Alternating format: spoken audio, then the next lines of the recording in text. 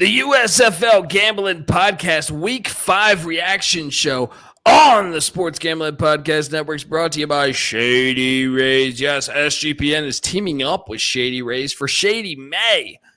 Get 50% off your Shady Rays using promo code SGPN and then go to sportsgamblingpodcast.com/shady for your chance to win $500 of cold hard cash.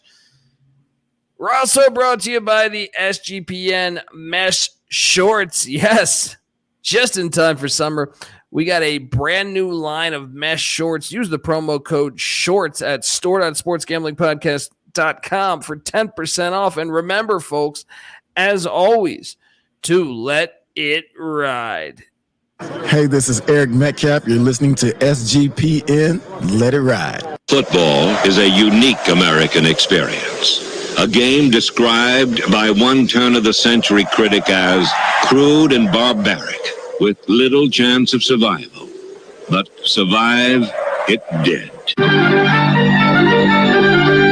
don't give a damn who you are. This is America, Jack. You know how to play high-dose football? Being played in the United States Football League.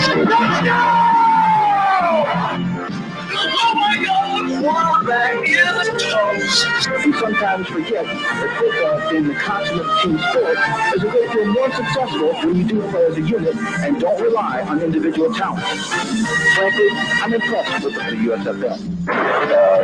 America, this league is good for America, and football is a sport that is made for coverage. That is football. Unlike spring football is going to work in America. You play to win the game. And now it is time for our USFL report. Boom, and we are back on the United States Football League Gambling Podcast. Yes, the USFL Gambling Podcast. 5 weeks in, we are at the halfway point. This weekend has been full of surprises, upsets, and great football, and we will talk all about it. But perhaps you're wondering just who the hell you're listening to. Well, my name is Colby Swinging Database Dad, a.k.a. Pick Dundee. That's not a pick. This is a pick. He was raised in the land down under, where a man thinks on his feet, speaks with his fists, and lives by his wits. When Dundee happened, he was a superstar. I smoke and I drink, and I don't have stress, and I'm healthy. And you're nothing but a chameleon, lemon-headed, coward, terrorist pussy. And I'm after you, buddy. You're going to pay for it. Good night. Oh, what is happening in this United States Football League? I don't know what, but we are getting some big-time games, some big-time outcomes, and we are going to talk all about it. I am joined by my co-host. Give it up for former JMU defensive back, the burrito-eating, sideline kiss-stealing, wheeling and dealing, Patty C in the place to be. Hi. There we go. Let's go, baby. Yes. Got the Tecmo Super Bowl music going, and Patty C. Rocking and rolling. And what a weekend we have had here in the United States Football League, because well, let's recap the 4 games, because we're doing power rankings. We'll save that for the episode with NC Nick, which will be Thursday. But I am completely impressed with – I'm starting to believe that I don't know what's going on, but I have faith in a couple teams. Let's better believe you have no idea what's going on in the North. Yeah, but I think actually I have a better idea than the South. Actually, in a way, I think I do. Do tell. Tell. I will get right there, but before I do that, I want to tell you that the USFL Gambling Podcast is brought to you by Shady Rays and Shady May. Yes, Shady Rays is teaming up with us, SGPN, for Shady May. Not only do you get an amazing 50% off, but you also get a chance to win $500 in cold hard cash.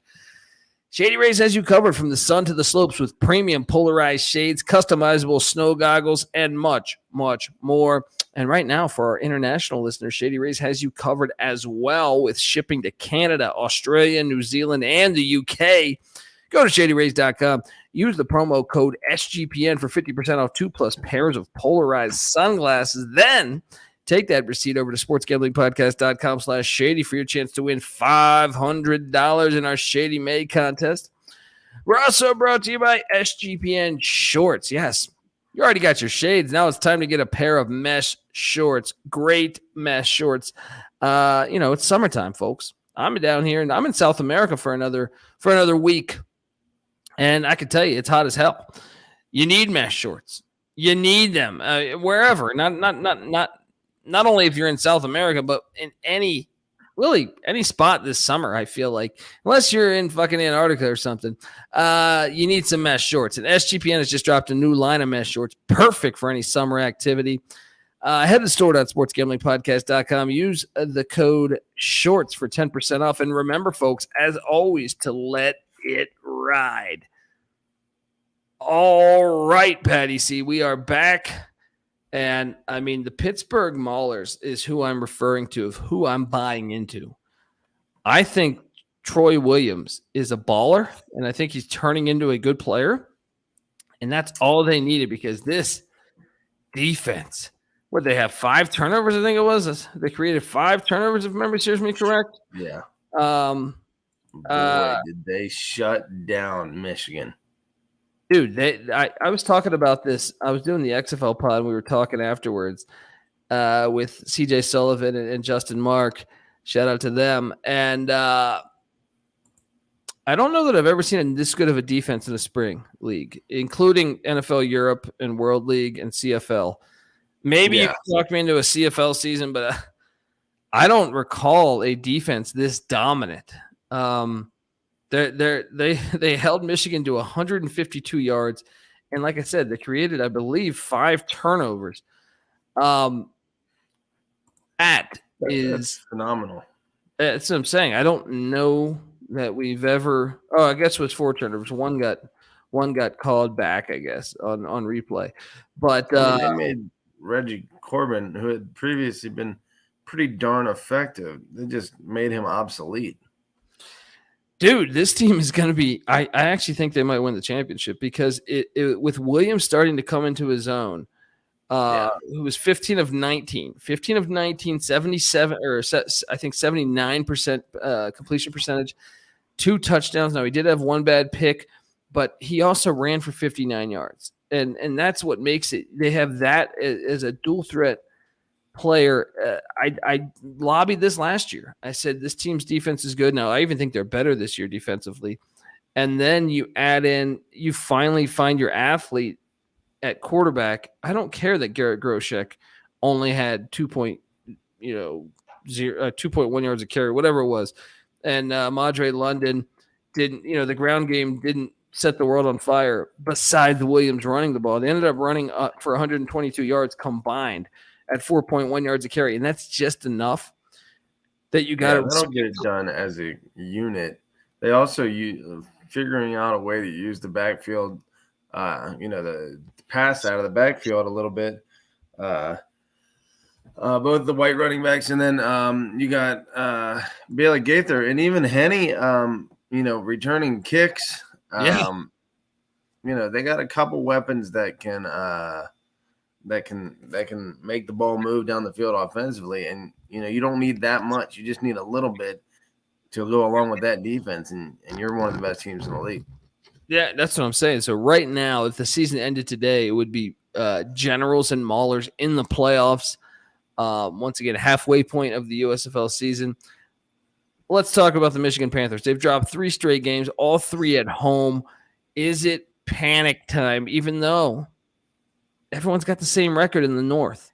If you win next week and, some other teams lose, you might be in first place. Well, I don't think home field counts for much at this point. Ford Field was pretty empty.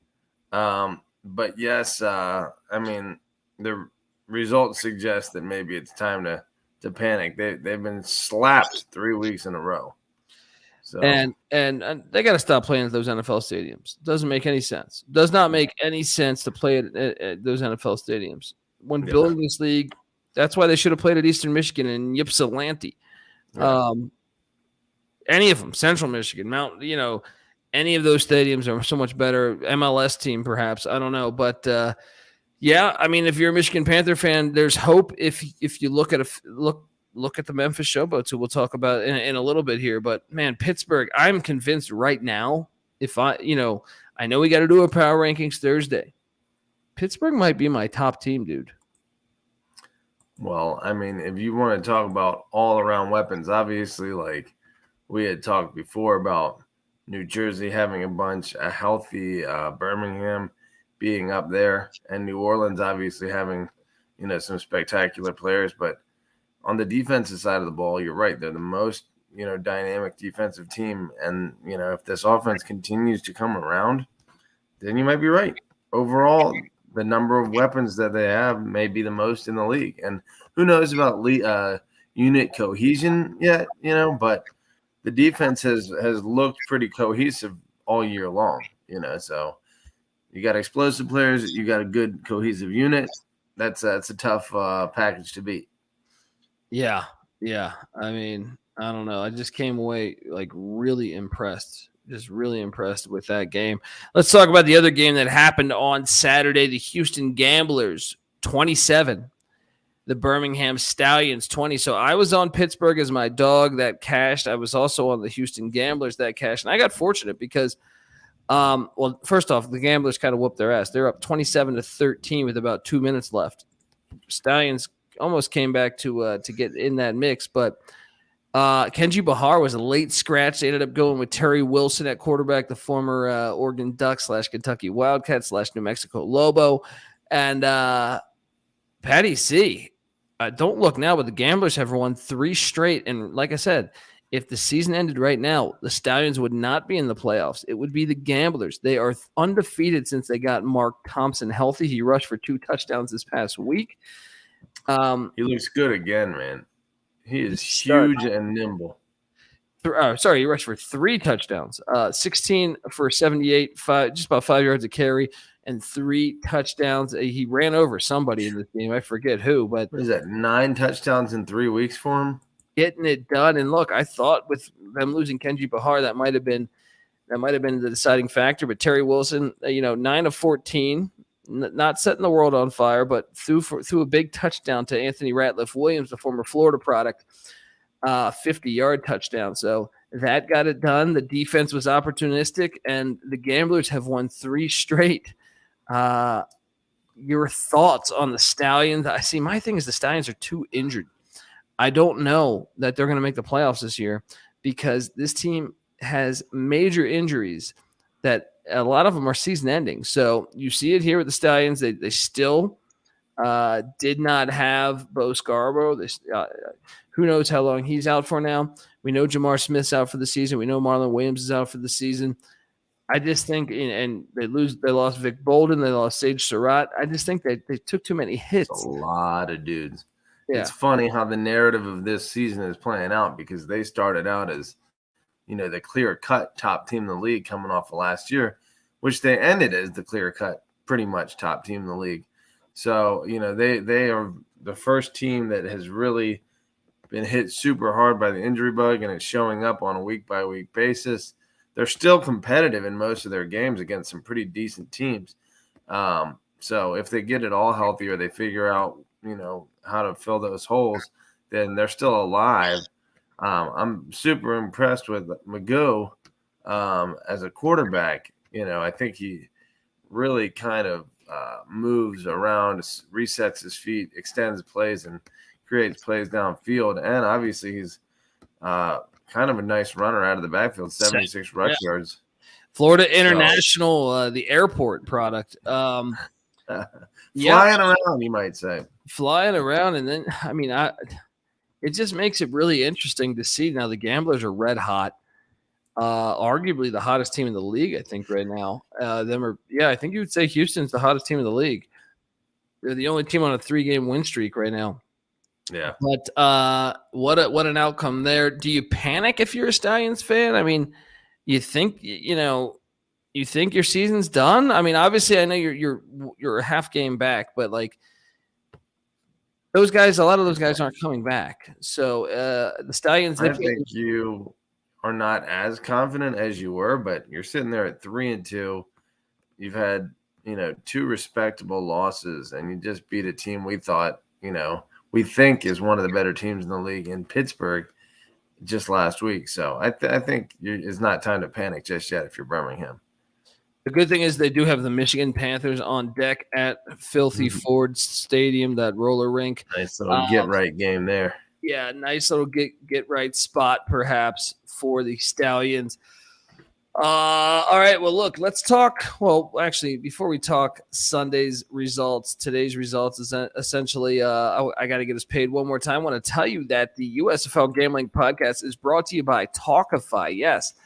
Life is full of what ifs. Like, what if Donald Trump did not ruin the original USFL by convincing the other owners to go up against the NFL? We'd probably be in year like 45 right now of the USFL, and it'd be fantastic.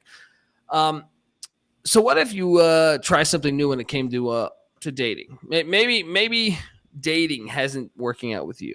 It just hasn't been working out. Talkify is a new way to meet other serious singles. What if they help you find exactly what you're looking for? Maybe you're having a hard time, meeting great people to date. Why try the same method over and over and over if it's just going to end up with the same result?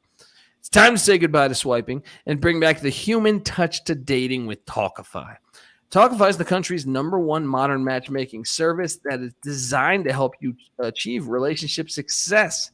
And here's how it works. Talkify has a team of matchmakers that will meet with you to learn about what you're looking for in a partner. Then they'll select and screen potential match candidates for you, doing background checks to make sure old Rebecca wasn't in the slammer over the past week. All right. They'll do all that stuff. Video interviews, asking the tough questions that are too awkward, perhaps for the first date.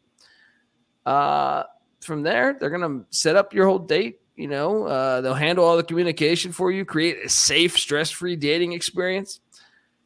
You got to love it. And right now, Talkify is offering our listeners 20% off when you become a client at Talkify.com/SGPN. That's TAWKIFY.com/SGPN for 20% off when you become a client. That's Talkify.com/SGPN. All right. We are back talking United States Football League Week 5 reaction show. And wow. We had a barn burner in Ford Field here. Once again, hate the fact it's at that dome, but I can tell you this. The Generals, the Stars, they always give us a good game, and this one came down to first off, shout out to Luis Aguilar. I believe that's the son of Louis Aguilar. 8 field goals in a game, 8 for 8. Second time ever done in professional football. And 2 of those golden leg. 2 of those were plus 50 yards, man. He hits a game-winning field goal. The Stars bounce back. They needed that win so fucking bad. Yeah. That might have been the season if they didn't get it. What's crazy is Darius Victor had 3 fumbles. I think that was the real story of the game. You look at the Generals had 354 yards of offense to the Stars 165. So the Generals defense held the Stars to 165 yards of offense, 2.9 yards of play, right? But they didn't get the win because they kept turning the ball over. And Aguilar would make the most of what little yardage Philadelphia did get. I know DeAndre Johnson kind of went down too. That's something to pay attention to, but I don't know, man. 3 fumbles and a pick, so four turnovers by the Generals. Kyle Laletta Cheese threw an interception. I think the Generals need to get out of their own way, personally.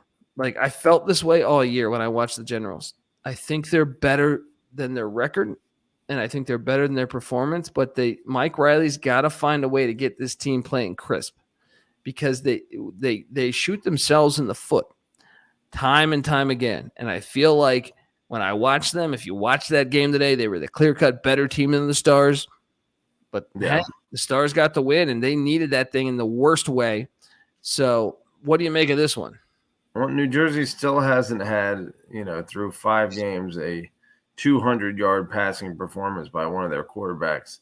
So, the quarterback play isn't spectacular from a statistical standpoint. DeAndre Johnson still jumps off screen every week with his athleticism, though. Victor is still, fumbling or not, a force to be reckoned with, running the rock. Obviously, if you fumble 3 times, though, most opponents are willing to, take the beating if you're giving them the ball back. But, yeah, you might be right. I mean, you more than double up the other team, almost triple up the other team in yardage and come away with a loss. That's disheartening. Meanwhile, Philadelphia, still no running game. We talk about pathetic. Their highest rusher on the season is Case Cookus with 31 yards in week 1. Their quarterback. Dude, that first drive, they got down to the 1-yard line. All right, they complete a pass down to the 1-yard line. They have 3 tries, and they lose 3 yards. So, and then they end up kicking a field goal. You're just sitting there like, what are you doing? They're a sissy team. Team. They're the one sissy team in this league, I think, buddy.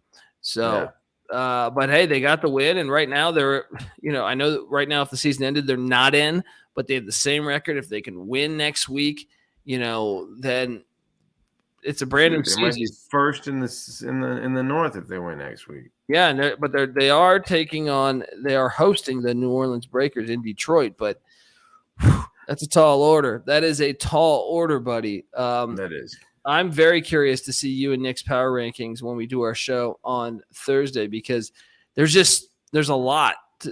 It's crammed. I don't know. You think the Stars are the worst team in the league still? I mean, yes. At this point, I would have. I mean, Memphis. It's tough. Obviously, they had a huge win today, but there are like 5 or 6 teams with the same record at this point. Let's talk about that one because the Memphis Showboats beat the New Orleans Breakers, who were undefeated.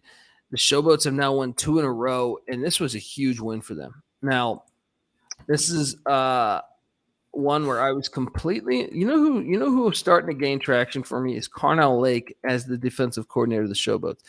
I thought he really challenged the New Orleans Breakers, and even though, technically the Breakers only had, I think 10 more yards of offense or 11 more yards of offense – they put pressure on McLeod Bethel Thompson all game long. And to me, that was one of the biggest X factors. He never seemed comfortable. They also held the Breakers to just 50 yards rushing. Now, the problem is Memphis only rushed for 35, so they haven't fixed that. But another thing is the Breakers did turn the ball over 3 times, 2 fumbles and an interception. That will do it. But Memphis has won 2 in a row, and all of a sudden, every team has life right now. Every single team has life. They do. The Breakers. I like the Carnell Lake pull, bringing a little Blitzburg down to Memphis. Yeah, no, the defense is to me what won them the game today. The defense only giving up 10 points in consecutive weeks is a good look. So, and you want to give Todd Haley, you won't give the credit to Todd Haley. You'll give it to Carnell Lake. You won't give it to Todd Haley. No. You're a certified hater. Look, they just suck still on offense. They can't run the ball. They're kind of a sissy team. 23 rushes for 35 yards. Yeah, it's not. Wow, that's bad. I mean, that's really bad. Less than 2 yards of rush. If there was another team that was on the same level as the Stars, it would be the Memphis Showboats, in my opinion. Yeah. So, Vinny Papale, though, Jr., they're 6 for 62. Getting the rock. Nice. Getting the rock. McLeod Bethel Thompson still able to put up 200 yards in the losing effort. At this point, by far the leading passer in the league. He didn't look that comfortable today, though. He did not. And Wes Hills had a tough game, 14 for 38. I don't know. It was tough. It was just they seemed a little shell-shocked perhaps out the gate. But I got to credit Carnell Lake in that defense. They got it done. and they constantly put pressure on McLeod Bethel Thompson.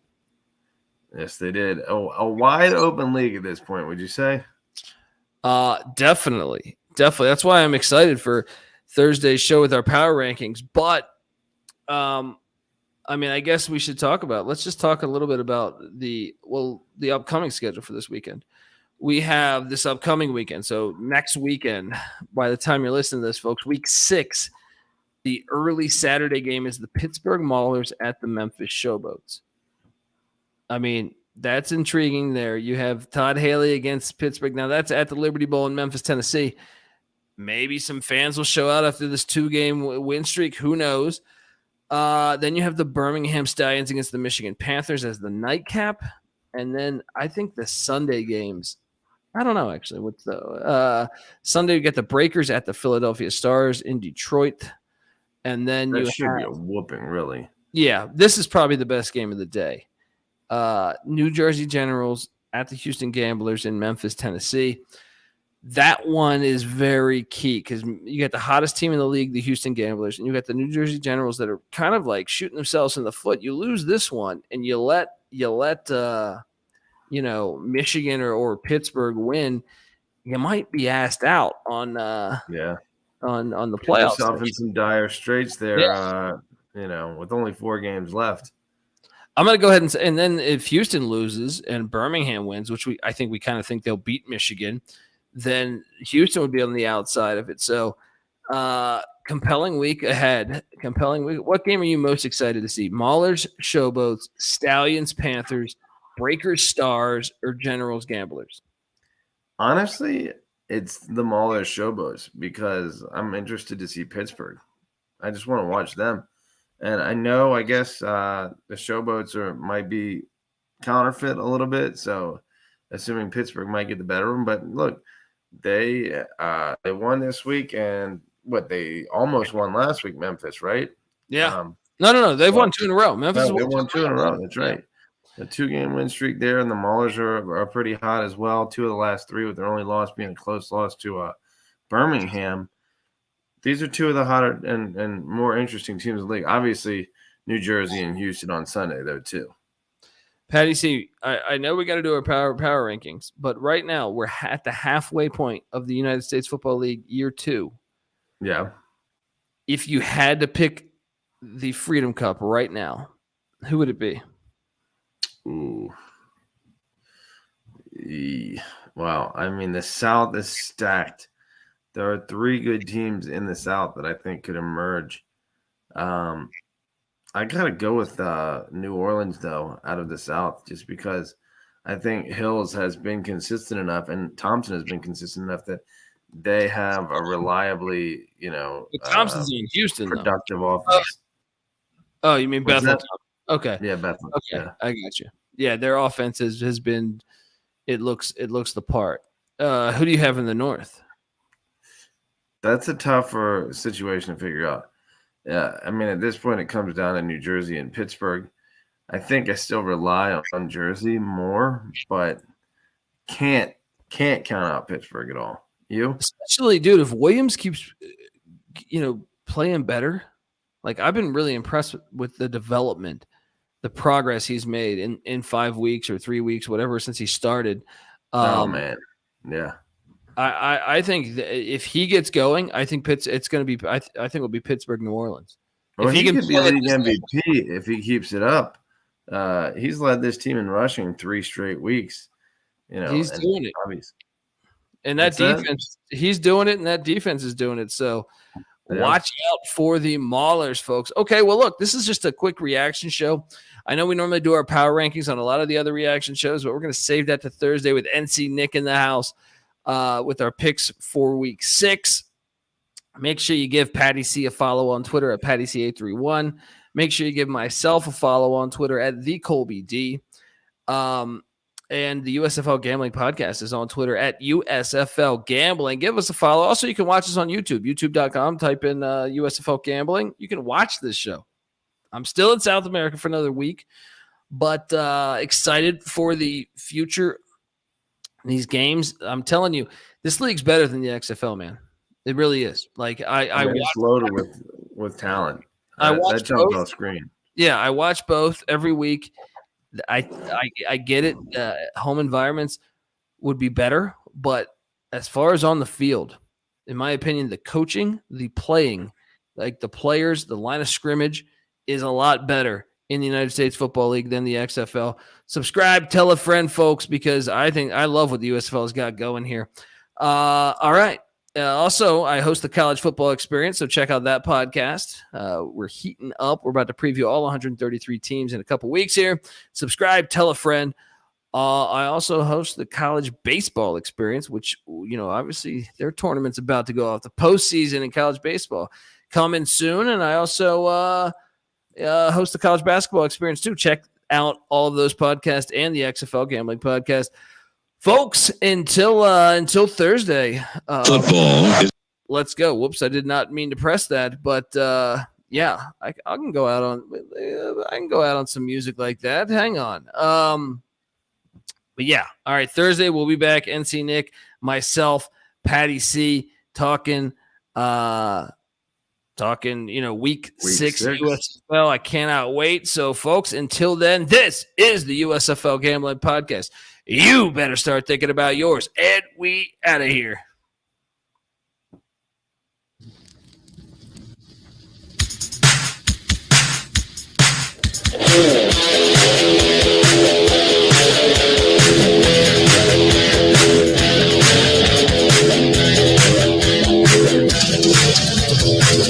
Run and shoot.